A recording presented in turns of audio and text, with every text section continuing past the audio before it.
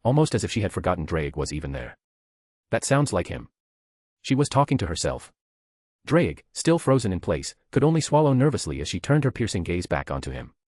Leo, she murmured, tasting the name with something close to reverence. Then, she focused on him once more. You are his familiar, correct? Yes. Drake didn't mean to sound so hesitant, but he was confused and scared out of his mind at this point. Her expression, which had been so bright when talking about Leo, immediately darkened. Her happiness crumbled into disgust as she looked at him. You're far too weak. Drake flinched. Before he could process what she meant, her form shifted.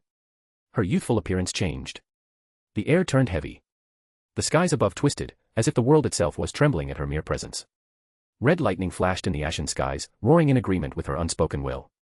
Drake's breath hitched. I'll train you perfectly, she declared, as if sentencing him to death. He felt his soul scream. I want to go back to the sacred gear.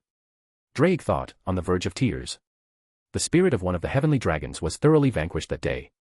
Poor thing didn't even get its last meal. After Leo's outburst, he confiscated every single book written by Merlin that Tiamat had in her possession.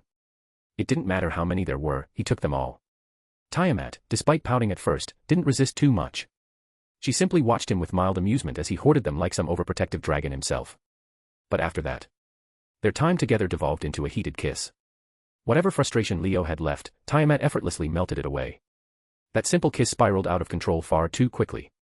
What started as a momentary indulgence, a mere exchange of lips, extended to them moving from the roof to Tiamat's room. Tiamat was relentless. She may have promised to not use the knowledge, but let's be real, just because she was unaware of things didn't mean she couldn't lie. Leo barely registered the moment they shifted from sitting on the rooftop to tumbling onto the soft cushions of her massive bed. Warm hands, sharp nails, and teasing lips traced his skin, igniting a fire that threatened to consume all rational thought. At some point, amidst the feverish exchange, Leo felt a nagging sense that he was forgetting something important. What? But then Tiamat bit his lower lip, pulling him deeper into the moment, and the thought vanished. If he forgot, it wasn't that important anyway. Now, here they were. Tiamat's dress had long since been discarded. The queen-like garment she wore, now pooled somewhere on the floor, utterly forgotten as her arms wrapped tightly around him. Her eyes, filled with a mix of hunger and affection, never wavered from his. You're thinking too much again, Leo, she murmured against his lips, her voice husky, sultry. Then, with a shy smile, she pushed him down further, though it was clear she was way too shy for it. Kaniko's POV. The sound of the train should have been calming. Instead, it only made Kaniko feel disconnected. Both Rias's and Sona's peerages had been summoned back to the underworld, suddenly, with no explanation. She sat far from the others, curled up in her seat. Gasper was beside her, hiding in his box. She sighed. She had just found Leo, and now she was being separated from him again. It was weird. They had only known each other for a short time, yet something between them just clicked. Her ears twitched slightly as she let out a yawn, stretching. She was so tired lately, too tired. And then she noticed her fingers. Her nails, long. Too long. I haven't been taking care of them. Before she could think further, Akino's voice cut through her haze. Kaniko, are you all right? Kaniko blinked, shaking off the exhaustion. I was a bit sleepy, but I don't think something's wrong. She muttered, trying to convince herself. Ever since the water park trip, she had felt off, but not in a bad way. Just different. Unbeknownst to her, Leo's edit had harmonized her Nikosho heritage with her devil physique, creating something he saw as the way the evil pieces should work. Her body was being overworked, pushing itself beyond its limits. The constant fatigue was a symptom she didn't understand. A soft smile flickered on her face as she thought back to that day. Then. Your cat features are visible. Her blood ran cold. The long nails vanished in an instant, her body instinctively suppressing them. What? Her voice wavered. She touched her face frantically. Checked for her ears, tail, anything. Thankfully nothing was there. How did that happen? Kaniko whispered, her heart hammering. Am I losing control? The thought slammed into her like a punch to the gut. No. No, no, no. Not again. Her mind reeled back to the one person who had, must not, come to mind. Her sister. Kuroka. She remembered it too vividly. The way Kuroka lost control. It made her a criminal. That made Kaniko alone. She could feel the air thinning. Was it happening to her now? Was she going to breathe, Kaniko? Akino's voice barely reached her through the haze. Her heart was slamming against her ribs. Her vision blurred. She clutched her arms, feeling too hot, too heavy, too wrong. She couldn't. The world tilted. Her body gave out. The last thing she heard before darkness took her was Akino calling her name. Chapter 44, Tiamat. The next morning, Leo sat at the dining table, lazily swirling his spoon in his drink. His expression was neutral, but his mind replayed the events of the night before. They had gone at it for roughly 11 hours, long enough that he had to send an illusion clone to his parents so they wouldn't check on him. He had thoroughly broken Tiamat, pushing her past limits she hadn't even known existed. The most surprising thing, though, was discovering she had a switch. That wasn't something he'd expected from her, but it had become undeniable as the night progressed. He had taken full advantage of that, of course. It was a surprise, but a welcome one. After all, he was the same way. Now, however, Tiamat refused to look at him. She sat across the table, grumpily eating ice cream, scooping it in slow, absent-minded movements. Her long, disheveled hair covered part of her flushed face. It was almost amusing, almost. Elam, the little bundle of energy, sat beside her, kicking his legs idly, seemingly oblivious to everything. The contrast was stark. One looked filled with so many thoughts, the other had no thoughts of even having thoughts. Leo knew why she was avoiding him. The moment her switch had flipped back, all the memories had hit her at once. The walls they had broken, the room-shaking intensity, the way she had lost herself completely. She hadn't said much since then, but as she shoved another spoonful of ice cream into her mouth, she mumbled under her breath, barely loud enough for him to hear. Even now. I still feel phantom sensations. Her ears burned red as soon as she said it, and she shoved more ice cream into her mouth as if she could freeze away the memory. Chapter 45, Blue Bones. A full-sized chapter in so long. I believe it's time for this story to get reviews with around 100k words of content in. Also why this story has the highest female reader percentage of all my books, roughly 2.4%. I'm quite curious about how my female characters have been written in the women opinion. This chapter will be a treat to science people, to try to decode what caused what symptoms. Brock Rumlow sat behind the wheel of his car, the dull hum of the engine filling the space as the radio played softly. He drummed his fingers against the steering wheel, his voice coming in a low hum as he sang along. Guess I got what I deserved. The words rolled off his tongue, half-hearted but familiar. He wasn't much for old music, but this one had stuck with him. Maybe because it was calm, maybe because it reminded him of something he couldn't quite place. Or maybe because it was just playing at the right time. He exhaled slowly, shifting his jaw as his mind drifted back to that meeting. Alexander Pierce had been ranting for half an hour. Brock had barely been listening at first, but then a few words caught his attention. Nick Fury. The man had made another move. Another decision that pissed on Hydra's plans. Kept you waiting there too long, my love. Pierce was angry. 50% more than usual. Losing Hank Pym and a bunch of other key scientists was bad enough, but now Project Sentry had been notified as worthless, all resources to it all but decommissioned. Hydra had poured years into that initiative, and now it was deemed redundant. Pierce was livid. Brock. He couldn't bring himself to care that much. He wasn't a scientist. He didn't care about the research or the breakthroughs. What mattered to him was the fight. And the truth was, Nick Fury was one of the few people left he actually wanted to go up against. People forget Fury was a soldier first. They see the eye patch, the long coat, the men who stood behind a desk and pulled the strings. They think he is just a spy master. But Fury had taken down Magneto a few years ago. With a fucking paperclip box. Not a gun. Not a superweapon. Not a squad of enhanced soldiers. A fucking box of paperclips, rigged with a plastic balloon filled with mixture of phosgene and freons. That left one of the strongest mutants, with multiple organ failure, irreparable lung and heart damage, and in a catatonic state for months. Not to mention the things he did in Kosovo. Brock didn't like the men, but he respected that. The special love I have for you, my baby blue. His street came into view, and he let out a slow breath as he pulled into the driveway. His house was too big for one man, but that was just how things had to be. He shut off the engine and sat there for a moment. Brock stepped out of his car, the cool night air brushing against his skin as he made his way toward his house. The street was quiet, save for the soft hum of distant crickets and the occasional flickering street lamp. As he reached his front yard, he spotted his new neighbor, Miss Loretta Simmons, sitting outside on her porch. An old woman, her dark skin marked with the wisdom of age, but her eyes still sharp with warmth. She was always up late, rocking gently in her chair, as if she had all the time in the world. "Evenin', dear," she called out, her voice carrying a familiar, comforting weight. "Evenin', Miss Simmons," Brock replied with a nod. Just as he was about to step inside, she suddenly perked up. "Oh, wait, dear.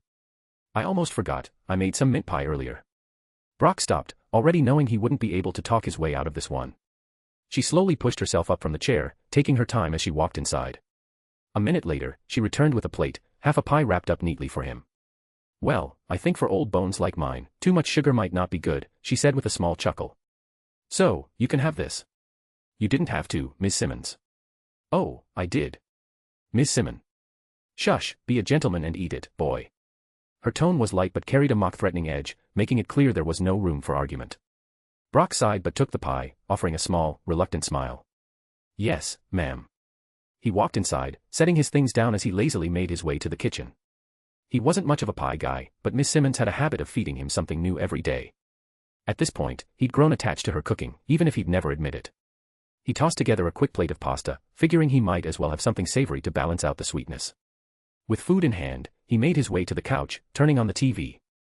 He lazily flipped through the channels before landing on something new, Breaking Bad. AMC had been hyping this up, and he figured he'd give it a shot. As the episode played, he absent-mindedly ate his food, not even realizing he had finished the pie until it was gone. His jaw tightened slightly as an odd garlic-like taste lingered on his tongue. His brow furrowed as he grimaced, probably a mistake in the kitchen. Maybe Miss Simmons had accidentally added something she shouldn't have. Still, he ate it anyway. Because, well, he'd never wasted a meal from her before. And he wasn't about to start now. After the pilot episode ended, Brock sat back, rubbing his chin. The show was interesting. It had a solid hook, and if he ever had the time, he figured he'd keep watching. He stretched his arms before picking up his plate and mug, walking to the sink. Brock never liked doing the dishes, but he liked a dirty kitchen even less. Standing at the sink, he rolled his sleeves up, letting the warm water run over his hands as he absently scrubbed the leftover pasta sauce from his plate. The radio played softly in the background, filling the quiet with a familiar tune. Oh, don't worry, be happy now. He huffed out something close to a chuckle. Stupid song. He remembered hearing it everywhere as a kid. Annoying as hell back then, but now. Not bad. His lips almost twitched into a smirk as he mouthed the words under his breath, rinsing the plate and setting it aside before moving on to the next. The simple rhythm of washing, rinsing, stacking, it was mindless, almost soothing. But then. A faint scratch in his throat.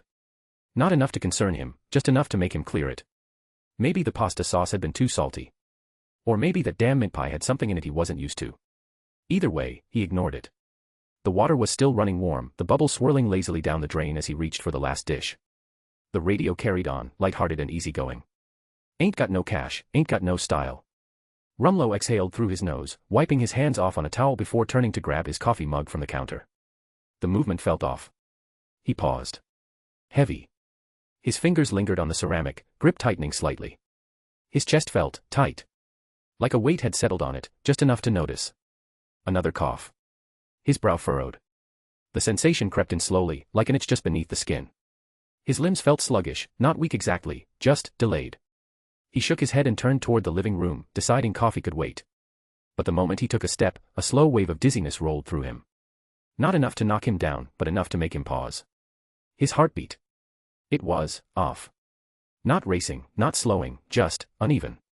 A small frown tugged at his lips as he pressed two fingers to his wrist, counting out the rhythm. Thump thump, pause, thump thump thump. The headache came next. A sharp, needling pain at the base of his skull, crawling forward like icy fingers pressing into his temples. The air felt thicker. Wrong. His gaze flickered toward the dim glow of the kitchen light, then he saw it. Pale green. A thin mist curled in the air, subtle enough that he might have missed it if not for the way it swirled faintly beneath the overhead light. His stomach dropped. Chlorine. The realization hit fast. His breath hitched, his throat burned. Move. His instinct screamed at him before he even finished the thought. He turned, nearly stumbling as his body lagged behind his mind. He had to get upstairs. His mask, where the hell was his mask? 1 step. 2, his legs buckled. His palm slammed against the railing, barely keeping himself upright as a wet, rattling cough tore through his chest. The taste of copper filled his mouth. Blood. His lungs seized. His vision blurred at the edges. He forced himself forward, but every movement felt wrong. His veins burned, his fingers tingled. Then, his foot caught the step wrong. His body tilted. He crashed onto the floor. His pulse faltered. His breath came in shallow gasps. And then, footsteps. Slowly, coming straight toward him. His breath came in shallow, ragged gasps, each inhale searing his lungs like fire. His limbs were sluggish, his vision swimming in waves of green-tinted haze. The gas was getting thicker. He could taste the poison in the air, a bitter, metallic sting clinging to his throat. His body was failing him, muscles twitching uncontrollably as something cold settled deep in his chest. His heart was slowing, he could feel it. This shit isn't something I can fight. His fingers twitched weakly against the floor, his skin turning a mottled shade of blue-black slowly. Every pulse of his slowing heart sent another ripple of agony through his body.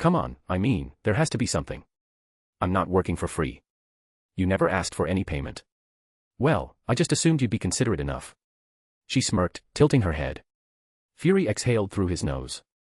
What do you want? No, let me rephrase. What does Magneto want?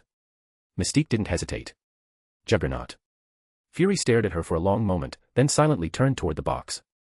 We're not working together, he muttered. Okay, Mystique said quickly, sensing she was pushing too far. We can change it. No. Fury's tone left no room for argument. Mystique sighed, then placed a hand on the box, keeping it from him. Fine. Weapon X. Fury stilled. Magneto knows it's still functional, she continued. He wants it. Give up Weapon X. Silence stretched between them. Then, after a moment, Fury exhaled sharply. Fine, he said. You've got a deal. But no more surprise payments. Back in the underworld, Kaneko lay on the ground, staring up at the dark sky. Her chest rose and fell with ragged breaths with exhaustion. Her eyes, once round and soft, had fully shifted into feline slits, glowing faintly. Her face had matured, losing some of its youthful roundness, and her feline features were now unmistakable, her ears more pronounced, her tail longer and more expressive, her nails sharper. Along with these changes, her female features, boobs and thighs mainly, had developed noticeably as well, something she hadn't quite processed yet. It had all happened too fast. After fainting on the train, she had woken up to find her Nikosho traits completely out of her control. Then came the fever. In just a single day, her body had undergone a rapid, almost unnatural growth spurt. She had been bedridden, her body racked with heat as her muscles and magic adapted to something beyond her understanding. Ajuka and the other doctors had run tests, and the results had shocked everyone. She was undergoing an unprecedented integration, the complete opposite, yet similar to what stray devils experience. Her bond with Rias was weakening, not breaking, but loosening. At the same time, her devil and Nikosho heritage were becoming something more internalized with each other, something pure. The result? Her power had skyrocketed. In just a day, she had far surpassed Akino in strength. Her magic resistance was strong enough to even protect against weaker attacks from Rias' power of destruction. She should have been happy. But she hated it. It was wrong. Her own body was slipping from her control, like she was a step away from losing herself completely. Just like her. Even though the doctors had reassured her that it wouldn't happen, the fear still clawed at the back of her mind. A voice pulled her from her thoughts. Get up. She turned her head, her glowing eyes meeting the cool, unreadable gaze of Graphia Lucifuge. The silver-haired maid stood a few meters away, her arms crossed, her tone composed yet firm. We haven't assessed your full capacity yet, Graphia continued. I'd advise you to go all out. Kaneko swallowed thickly, pushing herself up on shaky arms. Her nails dug into the dirt as she clenched her teeth, trying to steady the surge of energy running through her veins. She didn't want to. But she had no choice. Kaneko let out an uncharacteristic growl of frustration, slamming her fist into the ground. A web of cracks spread instantly, the force of her blow kicking up a dust storm around her. I hate this. She muttered, her voice trembling with anger. Her golden, slitted eyes flickered crimson as all the frustration she had bottled up came bursting out at once. Her aura flared, growing wild and unstable. Graphia's composed expression faltered just slightly. Kaneko wasn't just radiating power, she was absorbing it, drawing directly from the underworld itself. The energy that surrounded her was neither pure demonic power nor pure senjutsu. It was something entirely new, a fusion of both. That should have been impossible. No yokai had ever wielded demonic power this way, let alone fused it with their natural essence. Before Graphia could say anything, Kaneko moved. She launched herself forward, but instead of a punch, her outstretched hand formed a spear-like strike. Her claws darkened to pitch black, surrounded by a swirling purple energy that pulsed with an ominous glow. Her body was moving on instinct. During this entire spar, she had always landed on her feet effortlessly. Her reaction speed was absurd, her flexibility, the way she instinctively balanced her power, it wasn't just experience or training. It was instinctual. The way her body absorbed and manipulated this strange, unwanted energy felt like second nature. She hated it. Just like she hated this training. Just like she hated the stupid feeling of losing control. She wanted nothing more than to curl up in bed and sleep. And maybe, just maybe, dream about Leo. I wonder what he's doing right now. Graphia formed a shield of ice just in time to intercept Kaneko's strike. The impact shattered the frozen barrier, sending shards flying in all directions, but before Kaneko could retract her hand, the ice reformed around it, trapping her wrist in a vice-like grip. Grr. She let out a low growl, her frustration boiling over. That same purple energy surged from her hand, violently breaking apart the ice in an instant. But Graphia was already behind her. Kaneko barely caught the movement in her peripheral vision before Graphia's fist came hurtling toward the back of her head. Too fast. Yet, her body reacted before she even thought about it. With an unnatural speed, she bent her head to the side at an impossible angle, just narrowly avoiding the strike. For the briefest moment, their eyes met, Graphia's calm and calculating, Kaniko's burning with frustration. Without hesitation, Kaniko spun on her heel, aiming a kick at Graphia's midsection. But before her foot could connect, Graphia had already moved, effortlessly sidestepping the attack. Landing smoothly, Graphia stepped back, pulling out a small paper with a magic circle. The parchment burned away in an instant, disintegrating into glowing embers. A summoning. Kaniko thought, momentarily thrown off. A sudden rush of energy answered her question as for a brief moment a magic circle covered the battlefield. Chains erupted from the ground around her, their ends tipped with razor-sharp spearheads. Reacting purely on instinct, Kaniko leaped high into the air, her body moving before her mind could process it. The spears struck where she had been standing a heartbeat ago, piercing deep into the earth. She hovered in the air for a moment, her slitted crimson eyes narrowing as she prepared to counter. Another set of chains shot toward her from 3 different directions, converging on her position with pinpoint precision. Without thinking, Kaniko reacted. Her feet burst with energy, propelling her off the air itself. A sharp crack echoed as she moved, her speed now even faster as she enhanced her body with that energy. She didn't stop. Instinct took over, and she maneuvered through the air by pushing off invisible footholds, using controlled bursts of energy from the soles of her feet to change direction mid-flight. Graphia barely had time to raise a defense before Kaniko lunged at her, claws flashing. For the first time, she felt her attack connect, a shallow cut forming on Graphia's cheek. A small victory. But the moment was fleeting. The moment Kaniko's claws grazed Graphia's cheek, a biting chill surged through the air. Graphia didn't even flinch. Instead, a wave of frost exploded outward from her body, ice creeping up her side like living veins of crystal. In mere seconds, half of her form was encased in shimmering frost. Kaniko barely had time to react before the world around her turned white. A mountain of ice erupted from Graphia, swallowing everything in its path. The ground cracked and groaned under its sheer weight as an enormous iceberg formed in an instant, dominating the entire field. And at its heart, Kaniko. Trapped. Frozen mid-motion.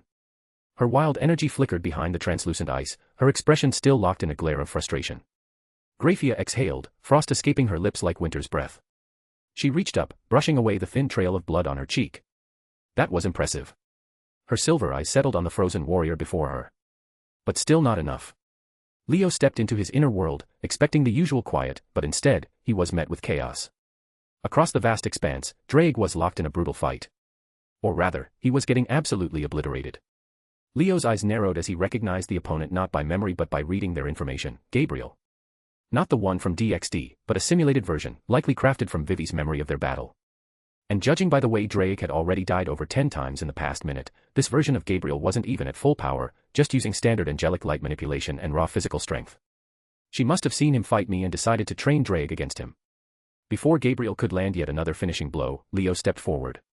With a simple motion, he punched through the angel's head like it was paper, shattering his form instantly. Drake, still recovering from his latest death, groaned in relief. Floating nearby, Vivi appeared, her expression expectant, like a child waiting to be praised. "I've been filling in the power gaps in your familiar," she said proudly. "I had him train against all lower-ranked angels first before moving up."